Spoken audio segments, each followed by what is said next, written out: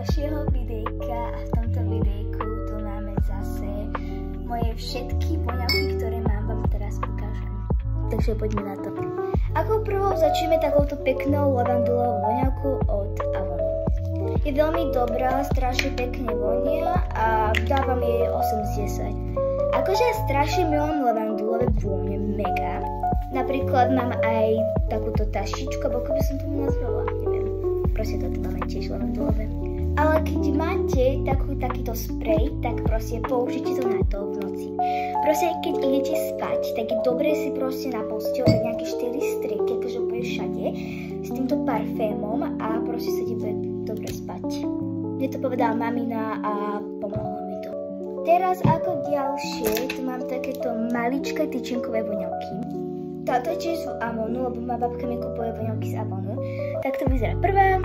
Toto je zase z Oriflameu, ale tu už nie je nič, ale nechala som si ju. Tak to nejako vyzerá. A ďalšia je z Avonu, ktorú si chcem šetriť, najprv sa minú túto a potom túto. Toto nejako vyzerá. Potom ako ďalšie, tu mám túto moju najobľúbenejšiu voňavku. Ja túto voňavku že fakt milujem, ale že fakt. Táto voňavka je od Love Potion. To by ste vedeli, viem, že som to dobre prečítala, ale keď nie, tak prepáčte.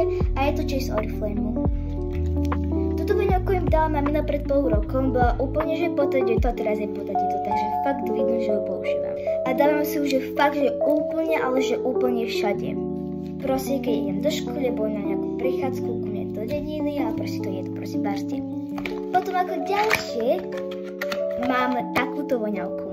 Je to od Sweet Hearts Rose a je to zase z Oriflameu. Mne už to prípada tak divné, že proste skoro všetky voňavky mám z Oriflameu, že tu mám jednu poslednú a keď tá bude z Oriflameu, tak už fakt končím. Nechcem flexiť, ale táto voňavka stála 16,50. Je to celkom dosť a sa čudujem, že moja babka mi ju dala, lebo fakt za 2 mesiace, čo mám 11 rokov, či za 3, no ja poviem, že 3, proste taký, proste 11-ročnej proste babi, tá 16-ročný voňavku, to bude divné, či ročný Európu. Tak to nejako vyzerá, je mega pekná a mám iba podať to minútu, lebo úplne doplná, takže aj tuto. Ale nechcem si ju úplne celú minútu, chcem si akože najprv jednu voňavku minúť, potom ďalšiu, lebo aby som tie voňavky si úplne teraz úplne všetky spolu zase neminala, lebo potom by som nemala žiadne, tak potom budem toto mať. Mega pekne vonia a dávam jej 9 z 10. A ináč ľudia, zabudla som dať toto. Táto je úplne, že nekonečne je to úplne úžasné. A k týmto tyčinkovým dávam 10 z 10. Sú fakt, že úžasné. Potom ako poslednú voňavku, ktorú tu mám, je úplne zadarmo, nikto mi ju nedal, je takáto voňavka. Je to od, ani neviem, je to nejaká parížová voňavka a je urobená vo Francii. A volá sa, že Burnt Sweet. Tak to ešte vám ukážem, aby ste vedeli. A takto nejako vyzerá. Je fakt úplne, že mega krásna. Fakt sa mi páči.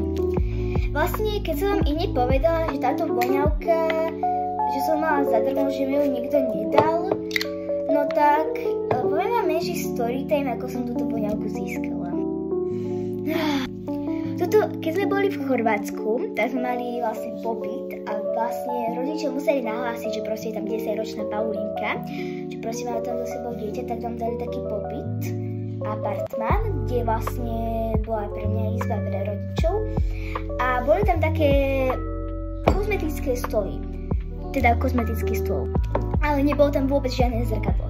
Tak ja som si teda pozerala, čo tam je v šuflíku a narazila som túto voňavku. A je taká, že omega mám túto voňavku. Akože som potom s tým prišla za maminu a povedala som, že prosím, mám, ja som dostala proste túto voňavku úplne za ktorú som bude našla, proste som úplne kochtala úplne z toho a taká, že ja, to som ti zabudla povedať, to ti tam dali a ako darček a taká, že toto bola moja úplne prvá voňavka, keď som mala 10 rokov, či 9. Takže vtedy som mala, a to som bola taká, že som mala mesiac 10. Ale je veľmi dobrá, akože v začiatku mi voňala ako alkohol so čerešňou, viem sa vám divia, ale dávam tomu,